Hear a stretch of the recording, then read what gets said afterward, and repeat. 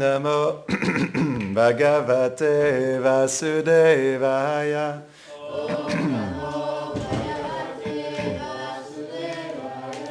Om Namo Bhagavate Vasudevaya.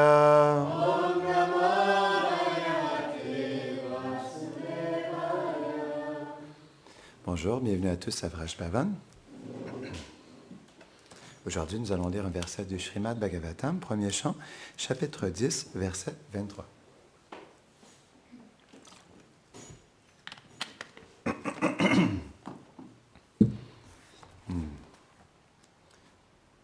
Sava ayam yat padam atra surayo.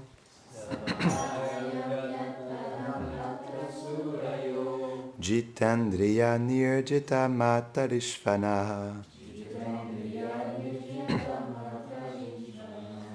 Pashyanti bhaktyutkalita malatmana.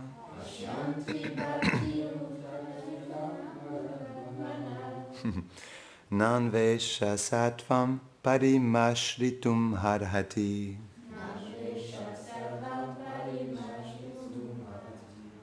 Jai. Traduction. Ce Sri Krishna est la divinité suprême. Il est le refuge final pour ces sages qui contrôlent leur respiration et maîtrisent leur sens, avec un mental aspirant à le contempler et qui est nettoyé de toutes les impuretés à travers la dévotion. Il n'y a rien, excepté la dévotion envers lui, qui peut purifier le mental. Commentaire. Srila Vishwanath Chakravarti Thakur Srila Vishwanath Chakravarti Thakur explique que les Purush avatars, les trois aspects du Seigneur en tant que le créateur des univers, ont été décrits. Krishna est différent. Il est le Seigneur originel. Il n'est perceptible que dans l'âge de Dvapara, dans le 28e cycle de Vaivasvata Manvantar. En d'autres mots, il apparaît à certains moments dans la création. Or, bien que ces divertissements ne puissent être perçus qu'à certains moments dans l'univers, ils peuvent toujours être vus par ceux qui ont la dévotion. C'est ce qu'exprime ce verset. Seuls les grands dévots qui contrôlent leur sens en contrôlant l'air vital, à l'aide de l'intelligence purifiée par la pratique du service de dévotion, peuvent voir la forme du Seigneur et ses pieds pareils au lotus. En effet, les sens sont dépendants de l'air vital. Donc, si quelqu'un contrôle l'air vital, il contrôle les sens.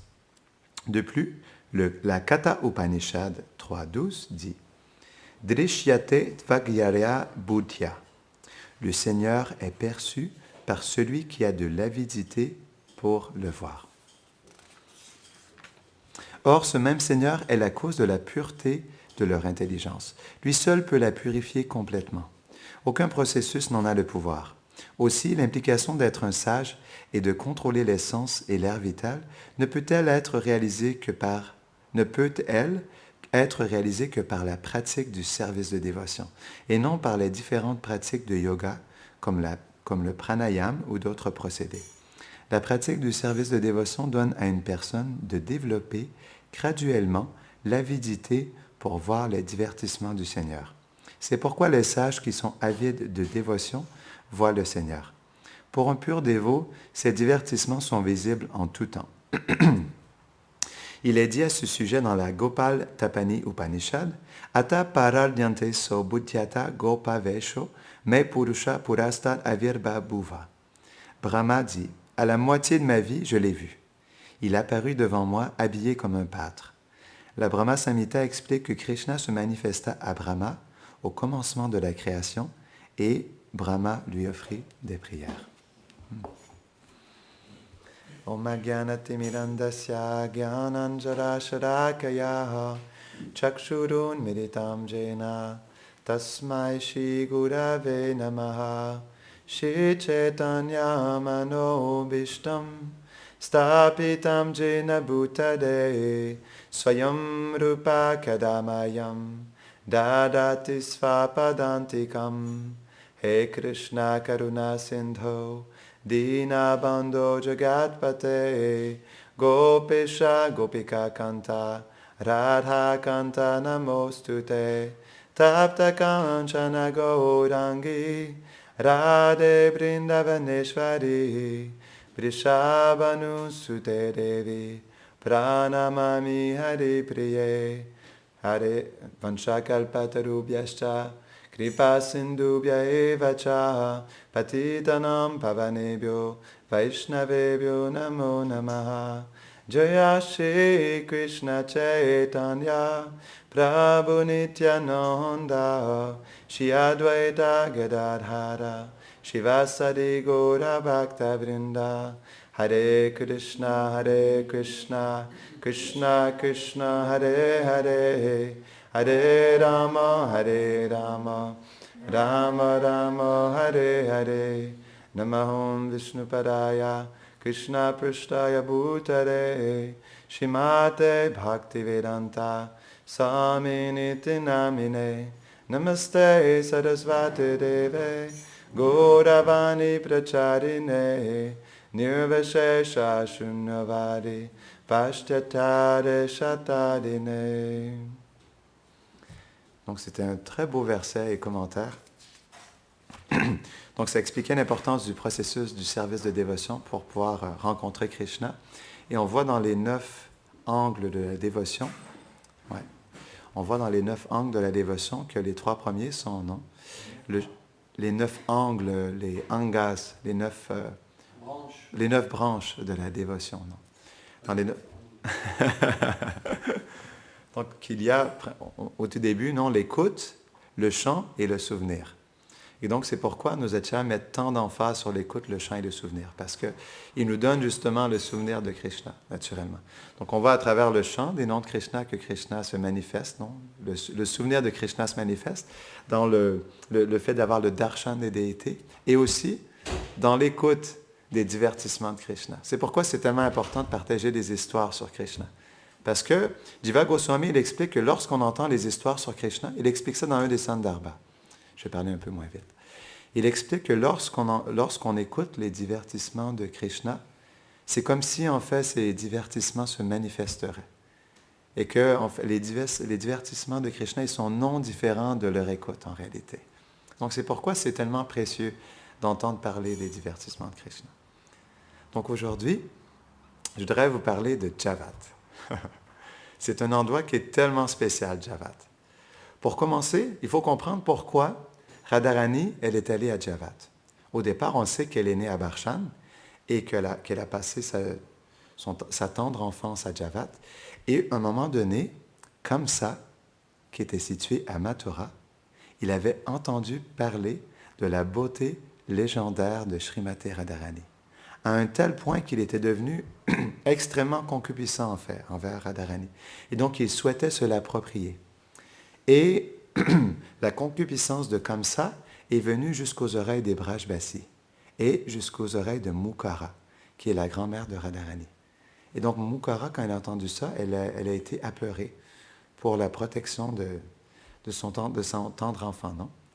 Et donc, elle a décidé de cacher Radharani, et elle a apporté dans une merveilleuse forêt qui s'appelle Shatona, non? Une merveilleuse forêt. Et il y avait un endroit aussi, à cet endroit, qui s'appelle Shantana Kund. Et c'est expliqué que pendant quand même un long moment, Radharani, elle était cachée dans ce chalet avec la grand-mère Mukara à Shatona. Et donc, à un moment donné, Mukara s'est dit que c'était quand même pas la plus grande protection pour Radharani. Elle s'est dit que le mieux serait de marier Radharani. Et donc, c'est à partir de ce moment-là qu'elle a décidé d'organiser un mariage et de marier Radharani à Abhimanyu. Parce que le père de Abhimanyu, non? Gopal Goa, il était très proche de Vrishabhanu Maharaj. Et donc, c'est pourquoi que la grand-mère Mukara, elle a fait des arrangements pour qu'elle se marie à Abhimanyu. Et donc, à un moment donné, Krishna, il était avec ses amis. Il était dans la forêt de Vraj. Et il y a un vieux Brajbasi qui marchait et qui avait l'air très, très heureux. Et donc, lorsqu'il a rencontré Krishna, il avait c'est expliqué un laglou. Je ne sais pas exactement c'est quoi, mais c'est un sweet, c'est sûr. C'est pas un laglou. Laglou. C'est pas un ladou, c'est un laglou. Donc, je sais, mais c'est un sweet, non? Et donc, il avait un immense laglou. Et donc, il a donné à Krishna ce laglou. Et donc, Krishna, Donc, il a commencé, il dit, wow, il est vraiment gros. Donc, il a commencé à croquer dans le laglou. Et pendant qu'il mangeait le laglou, donc, il s'est dit, mais où est-ce qu'il a trouvé ce merveilleux laglou? Donc, il a regardé le vieux Brajbassi et il lui a dit, mais où est-ce que tu as trouvé ce merveilleux laglou? Il dit, ah, tu n'as pas entendu qu'est-ce qui s'est passé récemment? Il y a eu un mariage. Et donc, Krishna a dit, mais OK, j'ai jamais entendu parler qu'il y avait un mariage, mais quel mariage? Et là, le Brajbassi, il a dit, il y a eu le mariage de Radharani. Et là, le temps qu'ils disent avec, Krishna, il mangeait le laglou. Il a craché le morceau de laglou. Quoi? Radharani s'est marié? Et donc là, il dit, oui, Radharani s'est marié avec Abhimanyu. Et là, Krishna, oh, il a jeté le laglou. Quoi? Qu'est-ce que tu as dit? Et donc, c'est comme ça, en fait, que Radharani elle s'est mariée avec Abhimanyu.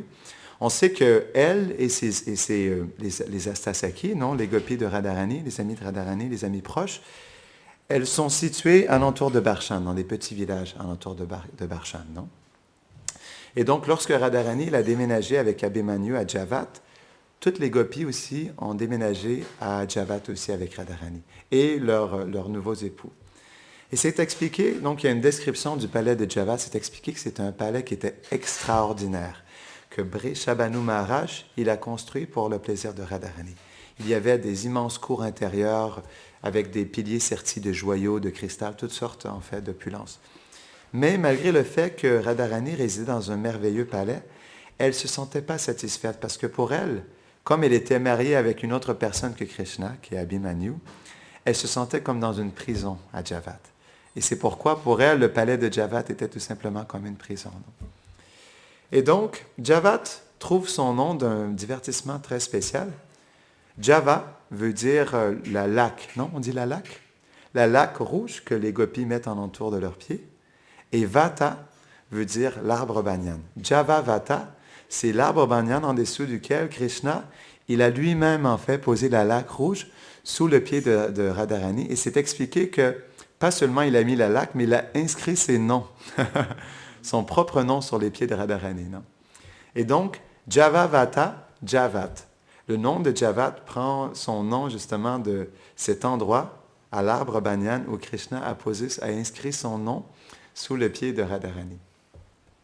Et donc, c'est un endroit qui est très spécial parce que à la fois, Mère Jatila et Kutila, qui est sa fille, la sœur d'Abhimanyu, ils essaient en fait de garder Radharani à Javat et d'empêcher Krishna de rencontrer Radharani. Mais, à la fois aussi, les gopis de Radharani qui sont à Javat et les Manjari font toutes sortes de manigances pour que Radha et Krishna puissent se réunir. Donc Javat, c'est un endroit qui est très spécial parce que c'est le lieu de la rencontre et de la séparation qui s'entrechoquent. Non? Donc, et on le sent qu'on va à Javat. C'est vraiment un endroit qui est extraordinaire. Donc par rapport à Javat, j'ai quelque chose que je souhaite vous partager. Peut-être que vous l'avez probablement déjà entendu, mais c'est tellement spécial de le rencontrer à nouveau parce que les divertissements de Krishna sont toujours frais.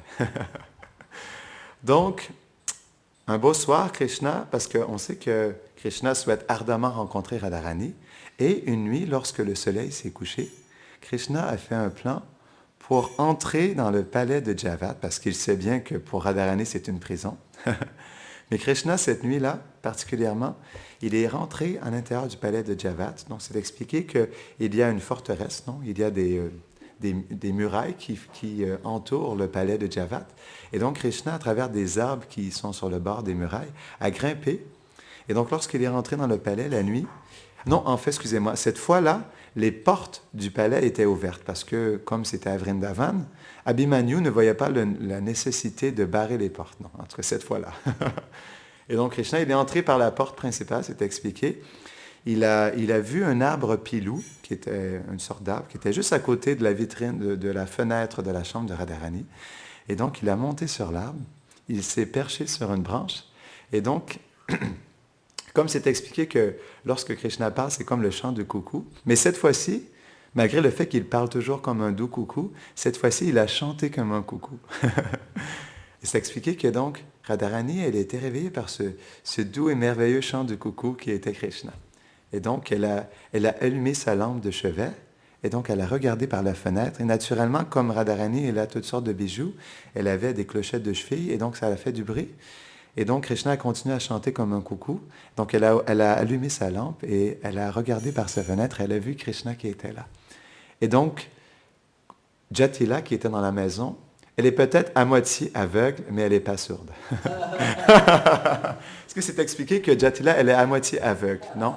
Et aussi, quelque chose que je ne savais pas, Jat. Est-ce que vous savez qu'est-ce qu'un Jat? Avez-vous déjà entendu parler d'un Jat? Donc, Jatila veut dire en fait cette dame qui porte un Jat sur sa tête.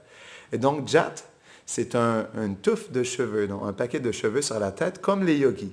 Les yogis portent des jats, mais c'est pas comme... On sait que certains sages font un nœud sur leur tête, mais les jats des yogis, c'est vraiment comment je pourrais... Pas une touffe, mais un paquet de cheveux, non? Une boule de cheveux sur leur tête. Et donc, c'est même expliqué que pour que leur boule sur leur tête reste, qu'elle ne va pas à gauche et à droite, ils mélangent en fait dans leurs cheveux, dans leur boule, de la résine d'arbre avec toutes sortes de substances pour que cette boule reste toute leur vie sur leur tête. Et on le voit, vous avez sûrement déjà vu à Vrindavan, on voit qu'ils ont vraiment un sacré gros paquet de cheveux sur leur tête qui tient comme ça en boule, non? Et donc, c'est expliqué que Jatila, elle a aussi un jat, en fait, sur sa tête. Mais aussi, jat veut dire qu'elle a un mental qui est tordu, en fait, qui est comme entremêlé, non? Et Kutila aussi veut dire cette jeune fille qui est tordue. Donc, ça représente bien, en fait, l'humeur de Jatila et Kutila. Et donc, comme on expliquait, Jatila, elle souhaite constamment, en fait, désunir Radha et Krishna. Donc, c'est son service au couple divin. Et donc, quand elle a entendu ça, elle est sortie immédiatement. « Qui va là? Qui va là? Qui va là? » Et donc, elle a pris un bâton et elle a entendu le chant du coucou. Et elle s'est dit, mais en réalité, il n'y a pas de coucou la nuit parce que les coucous chantent seulement le matin et l'après-midi, non? Mais ne chantent pas la nuit. Donc, pour elle, mais quel autre que Krishna peut chanter comme un coucou la nuit? Donc, elle s'est dit, mais qui va là? Qui va là? Et donc, elle a pris un bâton et donc, elle est allée jusqu'à l'arbre. Donc, elle était à moitié aveugle, donc elle ne pouvait pas exactement voir qui était là, mais elle entendait le chant du coucou. Et lorsque Krishna, il a vu Jatila, donc il a immédiatement arrêté son chant. Et c'est expliqué que constamment, Jatila, elle tournoyait alentour de l'arbre. Qui va là? Qui est là? Qui est là? Non, avec son bâton et qui frappait sur l'arbre comme ça. Et donc, malgré que Jatila, elle était là pour essayer de faire descendre Krishna, c'est expliqué que Krishna et Radharani, toute la nuit, en fait, à travers des petits murmures et des doux regards, en fait, ils ont continué à réciproquer l'un envers l'autre. Et à un moment donné, Mère Jatila, elle était un peu fatiguée de tourner comme une folle alentour de l'arbre pilou. Et donc, à un moment donné, elle s'est endormie sur le rebord de l'arbre. Non? Elle s'est endormie. Pendant qu'elle dormait, Krishna, il a pu continuer à discuter un peu plus avec Radharani. C'est expliqué qu'à partir de ce moment-là, il est descendu de l'arbre pilou et donc il s'est enfui par la porte principale. Et donc, Abhimanyu, naturellement, on sait qu'il dort dans l'étable. Il y a un verset intéressant qui explique que Abhimanyu, en fait, il compte sa richesse à travers le nombre de vaches qu'il a dans son étable. C'est pourquoi il est toujours dans son étable. Et c'est la raison aussi pourquoi il n'arrive pas à voir comment Radharani rencontre Krishna, parce qu'il est toujours en train de compter ses vaches. Et Jatila aussi et Kutila, malgré le fait que parfois ils font des manigances, ils sont beaucoup occupés avec leurs tâches ménagères dans leur maison. Jatila et Kutila, donc c'est pourquoi Radharani et Krishna ont souvent l'opportunité de s'en rencontrer. Et donc ce matin, on sait que Abhimanyu dort dans l'étable et le matin, il rentre en fait dans le palais de Javat. Et ce matin-là, il rentre dans le palais et il voit Mère Jatila qui est couchée sur le bord d'un arbre et dit, mais Mata, qu'est-ce que tu fais là? Et donc elle se lève et elle dit, oh! Et donc elle voit, mais en fait je suis là parce qu'il y a un jeune garçon qui se fait passer pour un coucou et qui essaie en fait de subtiliser en fait ta jeune épouse. Et donc, je vais vous partager un verset parce que c'est très joli. Ça montre un peu plus dans les détails comment Mère Jatila, elle a demandé à Radharani, c'est un détail que j'avais oublié, elle a demandé à Radharani de retourner en fait dans de fermer ses lumières et de rentrer dans sa chambre.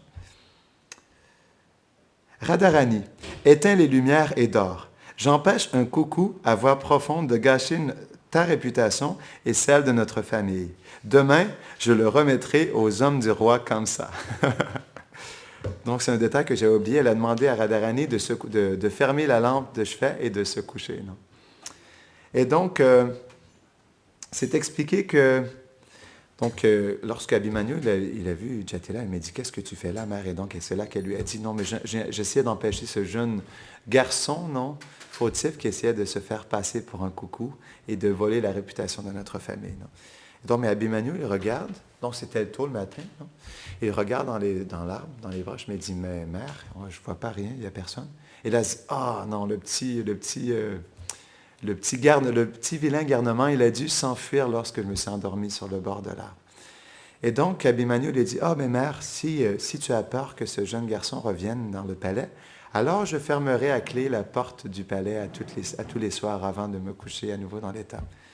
Donc, c'est resté comme ça. Et c'est expliqué que Krishna, toute la journée, en fait, comme il avait pu rencontrer Radharani à Javat, il était dans le souvenir de Radharani. Il pensait constamment à Radharani. Et donc, comme il avait pu la voir à Javat, mais il y avait eu des complications la nuit dernière, il a décidé de retourner à nouveau. C'est ce que Rupa Goswami explique dans Ujjvala Nilamani. Donc, il y a un verset qui explique que Krishna, il est retourné, mais cette fois-ci, dans le côté opposé d'où il était rentré. On sait qu'il était rentré par la porte d'entrée, et cette fois-là, il a fait le tour des murailles, et il est allé complètement de l'autre côté. Et donc, Rupa Goswami, il explique ça dans l'Ujjvala Nilamani. La nuit dernière, Sri Krishna se tenait près d'un arbre berry, près de la cour de Srimati Radharani. L'arbre berry, c'est l'arbre de prunier indien, non? C'est un prunier. Roucoulant comme un coquilla encore et encore. Srimati Radharani a compris son signal, mais dès qu'elle est allée ouvrir la porte, ses bracelets et cloches ont sonné. Clochettes de cheville. Donc cette fois-ci, elle a essayé d'ouvrir la porte, mais justement, elle a fait du bruit avec ses clochettes. Sri Krishna les a entendus, mais de l'intérieur de la maison. La vieille Jatila a appelé « Qui est là? Qui est là ?» En entendant son appel bruyant, Sri Krishna, le cœur affligé, passa toute la nuit sous l'arbre berry. Donc cette fois-là, Krishna, de l'autre côté, il y avait aussi un autre arbre, un arbre berry, un prunier. Donc il a monté, mais cette fois-ci, il n'a pas osé monter parce que Jatila était déjà sorti et c'est expliqué qu'il est resté sous la base de l'arbre. Mais comme Jatila est à moitié aveugle, elle n'a pas pu voir Krishna qui était présent. Mais donc, elle essayait quand même avec son bâton d'essayer d'arrêter ce jeune garnement. Et c'est expliqué que même si Jatila est à moitié aveugle, la Yoga Maya, qui est l'énergie de divertissement de Krishna, elle s'assure que lorsque Krishna entre dans le palais de Javat, il soit toujours invisible, pour que justement sa rencontre avec Radharani se porte bien. Donc malgré tout, Krishna reste toujours invisible lorsqu'il est dans le palais de Javat. Personne ne peut le voir, non, pour qu'il puisse tout de même rencontrer Radharani. Et donc là, ça c'est un autre divertissement. C'était la nuit suivante où, donc malheureusement, il n'a pas pu monter sur l'arbre. Il est resté sur le bord de l'arbre à attendre que Jatila s'endorme et qu'il finalement puisse sortir du palais de Javat. Et donc, à Javat, il y a aussi un autre divertissement qui est très, très drôle. Donc, à un moment donné, parce que comme Javat, justement, juste à côté de Javat, il y a toutes sortes de forêts, comme par exemple la forêt de Kokilavan. Et donc, un beau jour, Radha et Krishna se sont rencontrés dans une forêt non loin de Javat. Et donc, ils se divertissaient dans leur douce compagnie. Et à un moment donné, les gopis qui étaient postés à différents endroits à l'extérieur du Kunj, parce que Radharani fait toujours des arrangements pour s'assurer, parce que parfois, justement, Jatila ou Kutila essaient de prendre Radharani et Krishna ensemble. Et donc, Radharani, elle avait posté différentes manjaris pour s'assurer que si Kutila allait arriver, qu'elles allaient justement alarmer le couple divin. Et cette fois-ci, pendant qu'ils étaient dans la forêt, les Sakis, les manjaris, ils ont vu justement Kutila qu'il essayait de... Parce qu'il se faisait tard et Radharani n'était toujours pas revenu de l'adoration du dieu du soleil, donc le Suryadev. Et donc, Jatila se posait des questions. Elle s'est dit, peut-être qu'elle a rencontré ce vilain garnement de Krishna. Et donc, elle a envoyé Kutila pour qu'elle essaie de voir où était Radharani. Et c'est expliqué qu'à ce moment-là, lorsque Radharani et Krishna, ils ont eu vent que Kutila essayait de les trouver, ils se sont cachés dans un autre bosquet un peu plus loin. Non? Ils se sont cachés en dessous de plantes. Et donc, malgré le fait qu'ils étaient cachés, lorsque Kutila est arrivé, Krishna ne peut jamais réellement se cacher. Parce que même s'il se cache, le parfum de son corps est tellement merveilleux que c'est expliqué que même lorsque Krishna quitte un endroit, le parfum de son corps reste pendant un danda, non, 24 minutes. Donc, mais Krishna était toujours là, juste dans une forêt, juste à côté. Et donc, Kutila, elle est arrivée sur les lieux. Elle ne voyait pas Radha et Krishna, mais elle sentait le parfum du corps de Krishna. Et là, Radharani était un peu plus loin. Elle voyait justement que Kutila, elle était suspicieuse que Krishna était toujours là. Donc, elle a commencé à sentir comme ça. Et Radharani, pour quand même continuer à garder le fait que Krishna n'était pas là, elle a sorti en fait des buissons et elle est sortie avec un paquet de fleurs. Donc, elle avait un pot avec des fleurs. Et donc, elle a rencontré Kutila, mais elle a dit, « Ah, que fais-tu ici, Kutila? » Et Kutila, elle lui a dit, « Je sais que Shyam est là. » Et elle dit, « Shyam, quoi? De qui parles-tu? » Elle dit, « Je sais que Shyam est là, je l'ai senti. » Et donc, Shyam veut dire Krishna, celui au teint sombre, mais Shyam veut aussi dire la nuit, dans l'obscurité. Et là, Radharani, elle regarde Kutila, mais elle dit, « Mais que dis-tu? Mais Shyam n'est plus là. » Shyam qui veut dire la nuit. Non, mais la nuit n'est plus là, regarde. Maintenant, le soleil s'est levé, il n'y a plus de Shyam, il n'y a plus de nuit. Et donc, elle dit, mais oui, non, mais tu ne comprends pas. Je sais, j'ai senti Hari, je sais que Hari est là. Mais Hari veut aussi dire un lion. Et donc, Radharani a dit, quoi? Il y a un lion?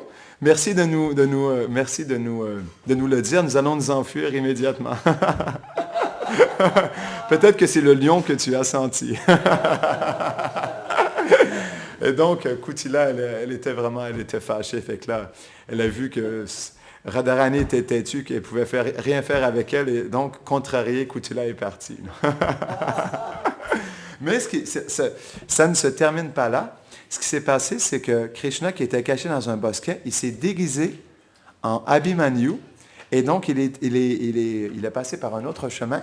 Et il est allé rencontrer Kutila. Et donc, lorsqu'il a vu Kutila, il a dit, « Mais Kutila, mais qu'est-ce que tu fais là? Tu n'es pas avec Jatila à la maison? » Elle dit, « Mais non, c'est parce que, en fait, je pensais que Krishna, il était avec Radharani, non, ton épouse, non? Et donc, j'essayais de les trouver et de les prendre, en fait, ensemble. Mais je n'ai pas réussi à le voir. » Et donc, Abhimanyu lui dit, « Ah, ben moi, je n'ai pas vu Krishna. Non, je n'ai pas vu du tout. » Il lui a dit, Krishna, déguisé en Abhimanyu, lui a dit, « Écoute-moi bien. J'ai un secret très confidentiel à te partager. » Il lui dit, j'ai su que Krishna, il s'était déguisé en moi. Donc, Krishna déguisé en Abhimanyu dit ça. J'ai vu que Krishna s'était déguisé en moi, Abhimanyu, et qu'il s'est déguisé pour pouvoir essayer de rentrer dans le palais de Javat et essayer de retrouver Radharani. Et donc, Kutila a dit, quoi? Non, sérieux? Et donc, Abhimanyu déguisé, donc Krishna lui dit, oui, j'ai entendu ça. Et donc, j'aimerais que tu fasses quelque chose. Je veux qu'avec Jatila, tu ailles dans la forêt de Vraj et que tu prennes des galettes, que tu fasses des galettes de bouse de vache, mais avec de la bouse de vache très humide, très mouillée, très fraîche. Et donc, avec ta mère, faites des galettes, un paquet de galettes de bouse de vache, et donc retournez à Javat, parce que je vous avertis, non? Vous allez voir que Krishna déguisé à Abhimanyu, il va se rendre à la même heure où moi, j'entre dans le palais, et il va se faire passer pour moi. Et donc, je vous conseille de vous placer au-dessus du portail avec des galettes de bouse de vache. Et donc, vous allez voir, il va dire une chose, il va dire, lorsque vous allez dire, mais qui est là? Je sais que c'est toi, Krishna déguisé en Abhimanyu. Il va dire, mais non, c'est moi, Abhimanyu. C'est moi, descendez, c'est moi, venez me voir, venez toucher mes joues, c'est moi, Abhimanyu. Et donc, quand il va dire ça, vous prenez les galettes de bouse de vache et vous lui lancez sur la tête. Et donc, Kutila s'est mis à rire. Ah, j'adore ce plan, merci Abhimanyu. Et donc, elle est retournée au palais de Javat. Elle a préparé, c'est expliqué, une vingtaine, 20 à 30 galettes de bouse de vache fraîche. Et donc, ils sont montés juste en arrière du portail. Et donc, ils ont attendu que le faux Abhimanyu, il arrive à la porte et qu'il s'annonce. Donc, il rentre dans le palais. Et donc, Jatila et Kutila, elles étaient prêtes. Et lorsque Abhimanyu, il est entré, là, il était sur le bord d'entrer dans la porte, et il a vu que les portes du palais étaient barrées. Donc, il s'est posé, mais c'est pas comme ça ordinairement. Et donc, il a regardé alentour, et il s'est dit, mais hey, s'il vous plaît, ouvrez-moi la porte. Et donc, Et Jatila et Kutila, ils lui ont dit, on sait que c'est toi, Krishna, qui est déguisé en Abhimanyu. Il dit, quoi? Quoi? Mais non, c'est moi, Abhimanyu, c'est moi ton fils, Jatila, c'est moi ton frère, Kutila. Et donc, il leur a dit, mais qu'est-ce qui se passe? Il pensait en fait que Jatila et Kutila, ils avaient été possédés par un fantôme. Il s'est dit, est-ce que je vais devoir aller à Mathura, aller chercher un exorciste pour exorciser le fantôme qui est dans Jatila et Kutila? Et donc, il lui a dit, mais qu'est-ce que vous dites? Mais c'est quoi ces sottises? Descendez, c'est moi, Abhimanyu, venez toucher mes joues, vous allez voir que c'est réellement moi. Et donc, Jatila et Kutila, on sait que c'est toi, Krishna. Et donc, ils ont pris des trentaines de galettes de bouse de vache fraîche et ils ont commencé à assailler Krishna de ces galettes de bouse. Et c'est expliqué que Abhimanyu, non. Abhimanyu, il avait tellement de bouse de vache sur lui que la seule chose qu'on voyait, c'était ses yeux et le bout de ses doigts.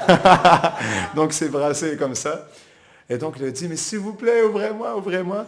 Et donc, finalement, Krishna, il a réussi à faire passer, en fait, Abhimanyu comme Krishna déguisé en fille, non. Donc, ça nous montre à quel point les divertissements de Krishna et de Radharani sont simples aussi. Mais cette simplicité ne veut pas dire qu'ils ne sont pas néanmoins merveilleux et doux, non. Parce que la beauté de l'amour est dans sa simplicité, non. Parce que la simplicité ne veut pas dire qu'elle est vide de sentiments. Donc c'est pourquoi, en fait, cette simplicité, elle montre aussi les doux sentiments d'amour entre Radha et Krishna. C'est pourquoi cette simplicité à Vrindavan, comme on le voit dans ce divertissement, elle est tellement douce, elle est tellement spéciale. Et pourquoi aussi, malgré le fait que vous l'avez tellement souvent entendu, les divertissements de Krishna sont toujours frais, tout comme les bouses de vache. Allez, donc, on va terminer ici, mais dans le futur, on pourra partager plus de divertissements sur Javad. Shri Javad ki jai.